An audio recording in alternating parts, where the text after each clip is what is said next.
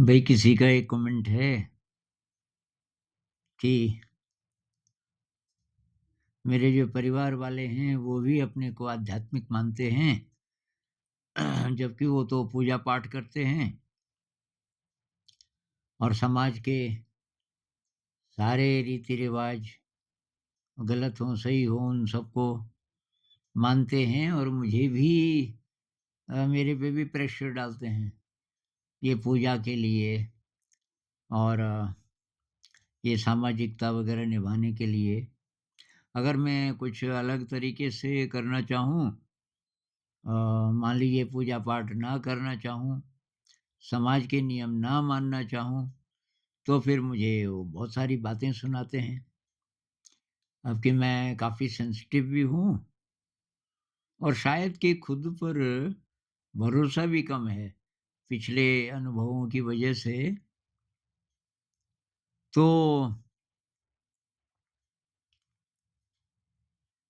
अकेला पड़ गया और डर भी लगता है।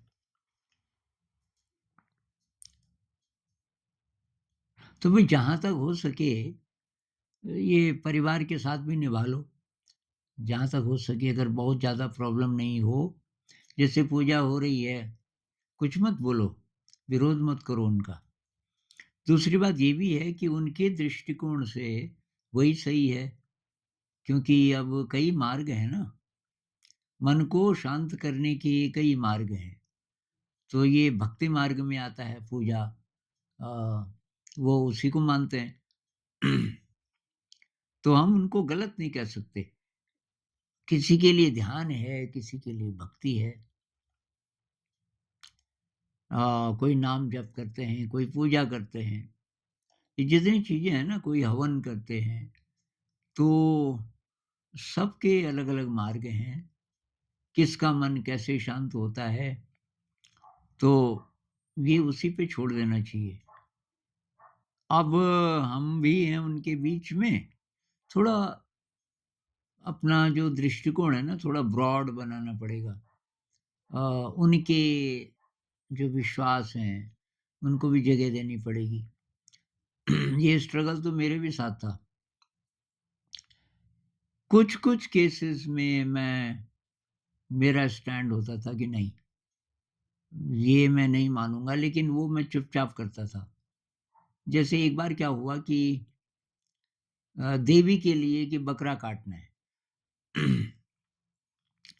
और तो एक खरीदा गया, वो छोटा था, बच्चा था जब और वो मुझे बहुत प्रिय था। क्योंकि जब ये बहुत बड़ा हो जाएगा 4 साल बाद करीब तो तब देवी के लिए ये कटेगा। अब 4 साल हो गए और वो दिन आ गया। मैं कुछ दिनों से काफ़ी परेशान था। मैं तब कक्षा 8 में रहूँगा शायद, 7-8 में। तो अब जिस दिन वो पूजा हो रही थी और वो बकरे के ऊपर कुछ-कुछ डालते हैं, तिल और क्या-क्या और तो मैं तो उससे पहले ही निकल गया। उसमें सारे परिवार वालों का होना ज़रूरी होता है, उस पूजा में। मेरे अंदर बहुत बड़ा विद्रोह। तो एक भाई थे, मेरे से बड़े 3 हैं भाई हैं, 2 बहनें हैं, बहुत बड़ा परिवार है। कुछ-कुछ गुज़र भी गए। तो वो उनको मैं बोल देता था। वो भी नहीं मानते थे मन से पर वो साथ देते थे, बार-बार से परिवार के साथ। मैंने कहा ये अपने बच्चे को क्यों नहीं मारते लोग? ये दूसरे के बच्चे को क्यों मार रहे हैं? भाई ने कहा यार चुप रह, कुछ मत बोल। अब ऐसा है, क्या करें? तो मैं वो पूजा से काफ़ी समय पहले निकल गया। गाँव से डेढ़ 2 किलोमीटर दूर किसी जगह। तो बहुत डिले हुआ उसको मारने में, क्योंकि वो सारे परिवार के लोग नहीं थे। मुझे ढूँढते रहे पूरे गाँव में। ये मेरे दोस्तों को सबको बोला कि भाई तलाश करो, कहीं नहीं मैं मिला, क्योंकि मैं ऐसी जगह चला गया जहाँ मैं आमतौर पे नहीं जाता था।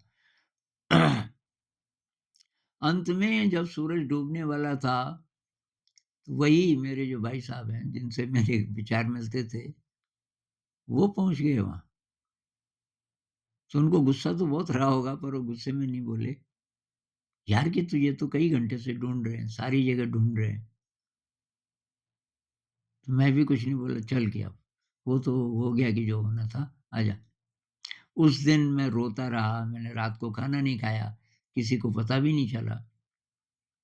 लेकिन बाकी चीज़ों में जहाँ की कोई ख़ास प्रॉब्लम नहीं है तो मैं साथ देता था।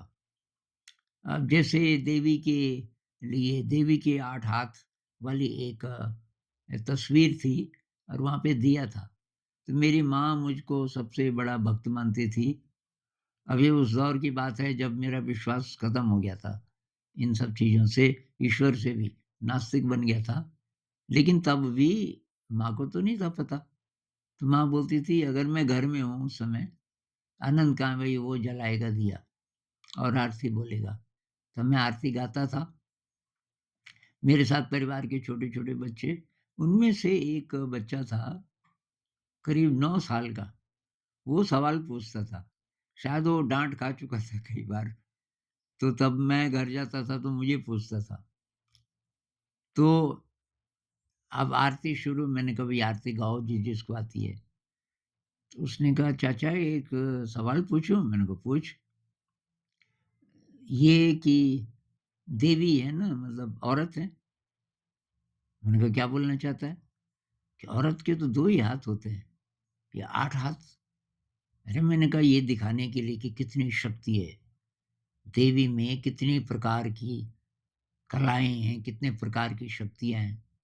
ये देख हाथ में क्या-क्या पकड़ा हुआ है, कोई कहीं धनुष है तो कहीं अ ये सारी चीज़ें इतने प्रकार के गुण हैं उनके अंदर।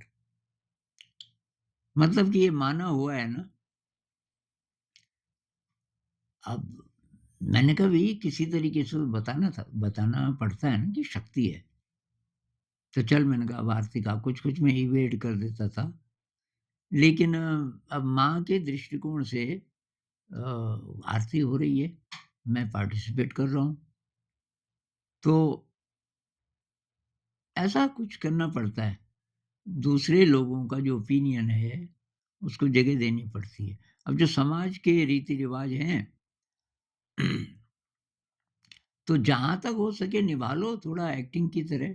अगर बहुत स्ट्रेसफुल नहीं है, थोड़ा बहुत कुछ है शादी में जाना है, ये करना है, वो करना है, अ, कर लो क्या प्रॉब्लम है?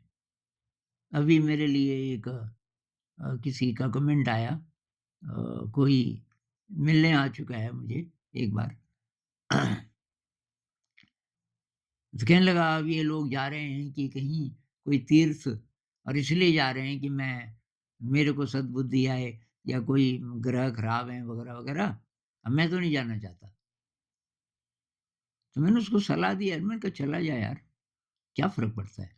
उनको करने दे जो कर रहे हैं। तो फिर वो गया। तो ऐसे करके यार कोई बीच का रास्ता निकालना पड़ता है।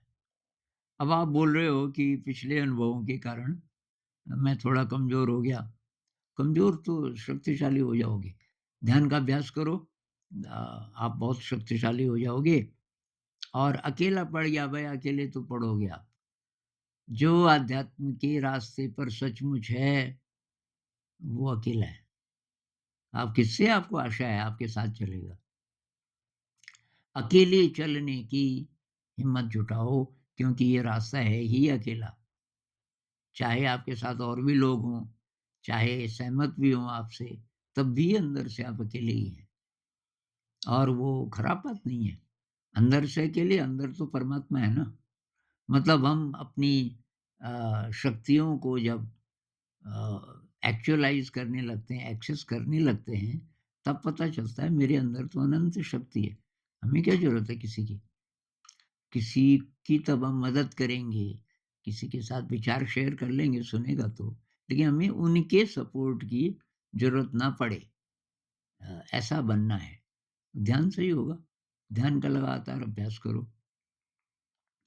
कृष्णमूर्ति जी कहते हैं ना कि ये 10,000 साल पुरानी नदी है समाज की, एक ही डायरेक्शन में जा रहे हैं सारे।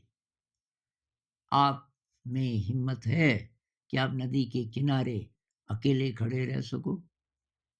क्योंकि सब देखेंगे, ये पागल है, सब तो इधर जा रहे हैं, ये इधर जा रहे हैं। एक आर.डी. लैंग है ना, साइकियाट्रिस्ट, आर.डी. लैंग ने इंग्लैंड में बिजली के झटके बंद करवाए थे। ये नहीं होता पागल खाने वगैरह-वगैरह, कि ये पागल हो गया तो बिजली के झटके। तो उन्होंने कहा कि नहीं, ये गलत है, इसका क्या प्रमाण है? तो वो एक तस्वीर दिखाते थे, तस्वीर में ये है कि एरोप्लेन्स हैं, वो कोई करतब दिखा रहे हैं आकाश में, तो एक एरोप्लेन यहाँ पर है, 2 यहाँ पर हैं, 2 यहाँ पर हैं, मतलब एक तीर, तीर जैसा वो बना रहे हैं। तो मान लीजिए सबकी डायरेक्शन इधर है, सब एरोप्लेन इस डायरेक्शन में, लेकिन उनके बीच, उस फ़ॉर्मेशन के बीच एक एरोप्लेन है जिसकी डायरेक्शन इधर है, उसका मुँह इधर को कहीं। किसी को पूछा जाए भाई गलत एरोप्लेन कौन-सा है? सब बोलेंगे ये। किस आधार पे? कि ये सबके साथ नहीं है। तो ये ह्यूमन बीइंग्स की टेंडेंसी है, जो भीड़ में शामिल नहीं है, मतलब वो गलत है। ये कल एक वीडियो हमने बनाया था कि अध्यात्म में जो हैं, अध्यात्म के रास्ते पे, उनको बेवकूफ़ क्यों माना जाता है? समाज वाले, बेवकूफ़ कह लो, गलत कह लो, गड़बड़ कह लो, क्योंकि वो भीड़ के साथ नहीं है। भीड़ की मेंटालिटी होती है और अपनी बिरादरी में शामिल करना चाहते हैं ना सबको। तो भई वो, तो आर.डी. लैंग कहते हैं, हाउ डू यू नो कि ये जहाज जिसकी डायरेक्शन अलग आपको दिख रही है, ये गलत है? आपको कैसे पता? ये तो तब पता चलेगा ना दिशा क्या है, जाना किधर है। ये भी तो हो सकता है कि ये जो इधर जा रहे हैं, सारे के सारे गलत दिशा में जा रहे हैं। केवल ये एक है जो सही दिशा में है और ज़्यादातर एक ही होता है।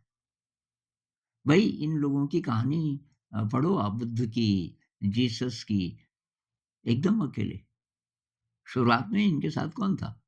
तो सारी दुनिया एक तरफ, आप अकेले एक तरफ।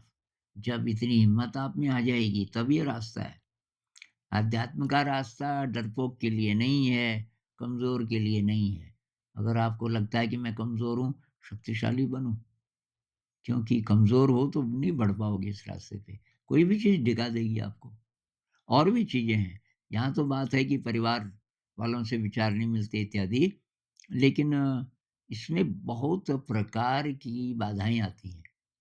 तो कुछ कह रहे थे कि ये मैं ध्यान कर रहा था, बीच-बीच में ऐसा होता है कि जैसे मैं मर गया और बस मैं डर जाता हूँ।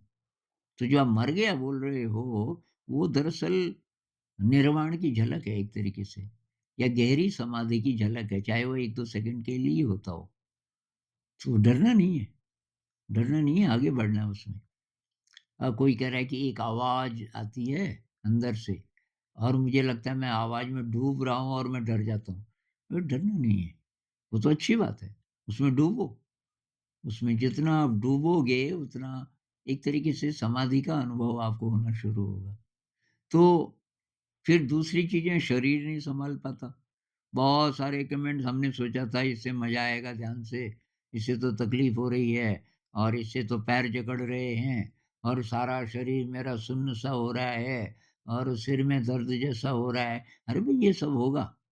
ध्यान की एनर्जी रीबिल्ड करती है आपके बॉडी माइंड को, और किसी से कंपेयर मत करना कि तेरा भी होता है शरीर सुन्न और मेरे पैर तो मोटे हो जाते हैं, ऐसा लगता है कि बहुत मोटे हो गए। लगता है, एक्चुअली होते नहीं हैं। तेरे भी होते हैं। अरे भई उसका शरीर अलग है, जन्म-जन्म की यात्रा है अगर हम ये माने, पता नहीं कैसे-कैसे अ, संस्कारों से हम गुज़रे, पता नहीं किस-किस प्रकार की मैल है, हर एक की अलग है। जिस तरीके से हर एक का ब्रेन अलग है, हर एक के ब्रेन की वायरिंग अलग है, उसी प्रकार से ये जो बॉडी माइंड है, हर एक का अलग है और ध्यान से फिर उसपे अलग प्रकार का असर पड़ेगा। कोई ये भी कह सकता है मुझे तो ब्लिस की फीलिंग आती है, जब-जब मैं ध्यान में बैठता हूँ। अब मैं सोचूँ मेरे को तो आती ही नहीं ये ब्लिस, अरे उसको आती होगी, उससे क्या लेना-देना, उसकी अपनी यात्रा है। मुझे जो भी हो रहा है उसको एक्सेप्ट करना है, विचलित नहीं होना, तब ये यात्रा है ध्यान की। तपस्या है ना एक प्रकार से, ब्लिस के लिए, डोपामाइन के लिए थोड़ी है, ये नशा थोड़ी है, ये तपस्या है। तो कोई शेर है ना, एक आग का दरिया है और वो डूबते जाना है, ऐसे भी क्षण आते हैं ध्यान में, बहुत ज़्यादा बेचैनी हो रही है, तकलीफ हो रही है, लेकिन आप आगे बढ़ ही रहे हैं। तो भई अब समाज में हैं तो ज़रा-सा बैलेंस करके चलना पड़ेगा। समाज से दूर तो हम यार हो भी नहीं सकते। कहीं भी रहेंगे, समाज में ही रहेंगे हम। लेकिन रास्ता निकालना है कि समाज हमारा नुकसान ना कर सके।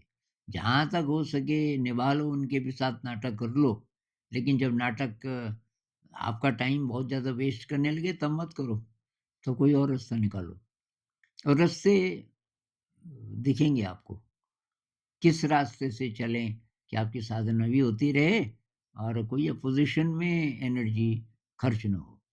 तो ऐसा कोई तरीका निकलेगा, निकलेगा। आप सिंसियर हैं और आप ध्यान के रास्ते पर हैं, तो चिंता मत करो, सब ठीक होगा।